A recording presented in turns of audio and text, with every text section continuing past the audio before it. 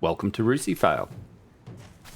I've spawned in on a Sakal first-person official server, and the intent of today's video was to give a bit of a guide. There's a lot of them out there, and I've done guides before, and as you'll see, things don't quite go to plan for me. I've had the game for just over 10 years, but I still only have about 1,600 hours in the game. Speaking of having the game for 10 years, I actually got a little pop-up from YouTube the other day congratulating me on my 10th anniversary. The first video I ever made was of DayZ, and I'm glad I'm still making them. I've come a long way in my video editing since that first DayZ video. I think I was using Windows Movie Maker, and from the looks of it, DayZ's come a long way too. Look at that, that's the old green mountain. Besides the enjoyment I get out of making videos, the one reason I've continued is because of my subscribers. So thanks guys, it means the world to me that you're with me on this journey, and I can't believe how much I've grown over the last 2 years since I really hooked in.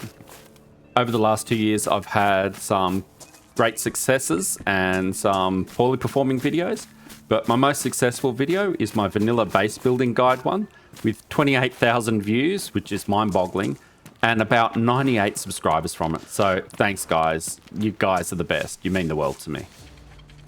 As I said a moment ago, the original intent of this video was to be a bit of a getting started on Sakal, but I've realized that my existing getting started video covers off nearly everything. And the only thing that I forget about Sakal is that they've added one vital piece of new crafting, but we'll get to that. It's high pop official, as I said, and it's been well looted. The shed next to this one actually already has an infected trapped in it. So someone's recently been through here. I've already ruined the one knife that I spawned with, making some rags and starting that first fire. So it's vital that I find a knife. These collating tablets will help though. The bottle of water that I found on one of the infected could have salmonella in it. I can deal with salmonella. However, if it has heavy metal poisoning in it, I'll need these collating tablets. So I'll take one just in case. I need to get back and try and find a knife. I know how to craft a knife, I've done that, but I don't even have a melee weapon to help me craft one. So my search continues. I'm up near the dirt road, so I'm hoping some small stones will spawn in, and I search the houses nearby. I find a sporter. It even has one round in it. Not that it'll be much use against a player, but it might help me. I stay near the dirt road, searching all the houses, and hope that a small rock will spawn. With a small rock, I can craft a stone knife, and my journey will really begin. In this shed, I find a shovel, which is my first melee weapon. I'm not sure if you can craft a stone with this. No, you can't. I wasn't 100% certain if you could use that to get a stone knife. Anyway, I keep searching. I decide to see if the shovel can make rags, and it can.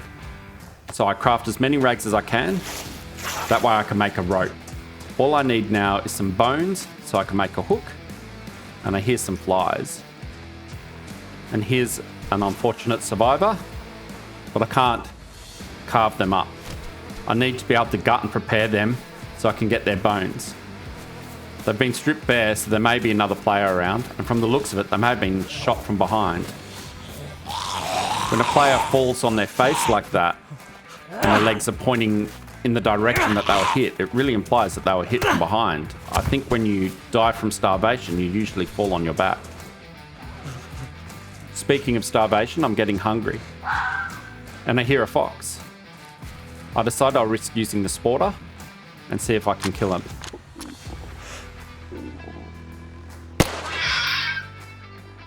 That's a terrible noise. Anyway, I don't think I can skin and prepare this. No, I can't. I decide to take him inside anyway. If I find a knife, I can use him. He looks a bit like a puppet. What's that old puppet's name? Basil Brush? Something like that? I think that was it. Well, I'll leave him here. Hopefully I find a knife and I can come back to him.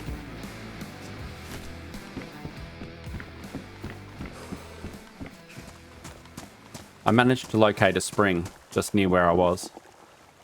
So at least I can get my hydration under control. But as you can see, I'm flashing red. So I go back into town and finally I find the means to make a knife. With a sledgehammer, I can go find a big rock and I can make a large stone. And from the large stone, I can make a small stone. And from the small stone, I can make a stone knife. So I find a rock and I do exactly that. Get a large stone, combine it with the hammer to split it, get myself a small stone, and with that small stone against the big stone, I craft a stone knife. I run back to the yellow house, and where is it? It wasn't there, was it? Where's my fox? Alright. That sucks. It's been too long. Some of the infected I've killed along the way have had food, but it's been frozen. I finally decide it's time to risk it. And I'll try and heat the food up and defrost it, so at least I have something to eat. It's not much, but it'll keep me going until I find better food. With the fronter defrosted, I'm just waiting for the liver pate. And this is where I make my crucial mistake. I've got sticks, I've got a knife. Why didn't I make myself a wooden hook? If I'd made a wooden hook, that would have been it. I'd completely forgotten that they'd added wooden hooks to the game. I'm right near the beach. I've got rope. I've got a knife. I could have had more food than I could ever possibly wanted. I'm still stuck thinking I need bones to make a hook, so I'll try and head back up to that dead survivor now that I have a knife, and hopefully I can get his bones. It's not looking good.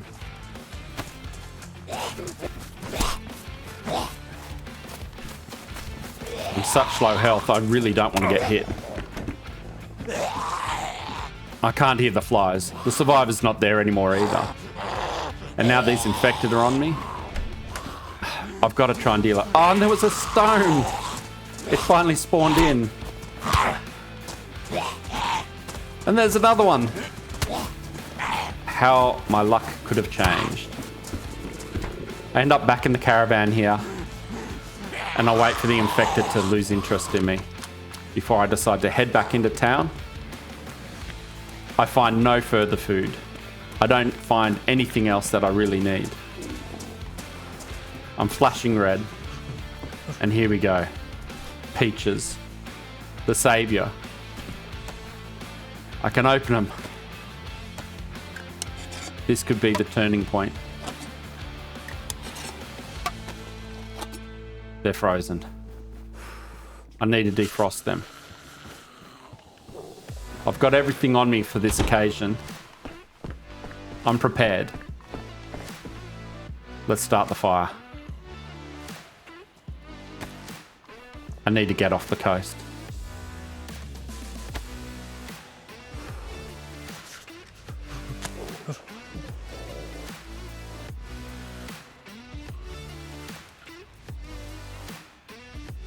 With the fire going, I put the peaches on to cook. That should defrost them quickly. Now I just gotta hope that I don't die before the peaches thaw. I decide as I'm standing here to drop all my gear. The fire should keep me warm enough. This way that if I do die and I spawn back in nearby, all my gear will be here. Or some lucky survivor will have his day made for him. Have a full kit ready to go. As I keep checking on the peaches, I forget to put the wood on the fire. And those rags are going to burn out any second now. As the rags burn out, I suddenly realise I need to put that wood on. Hopefully I can blow it back to life.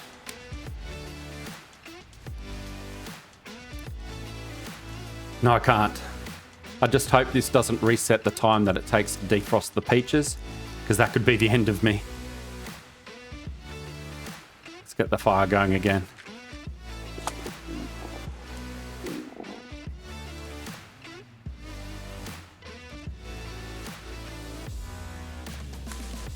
All right, peaches.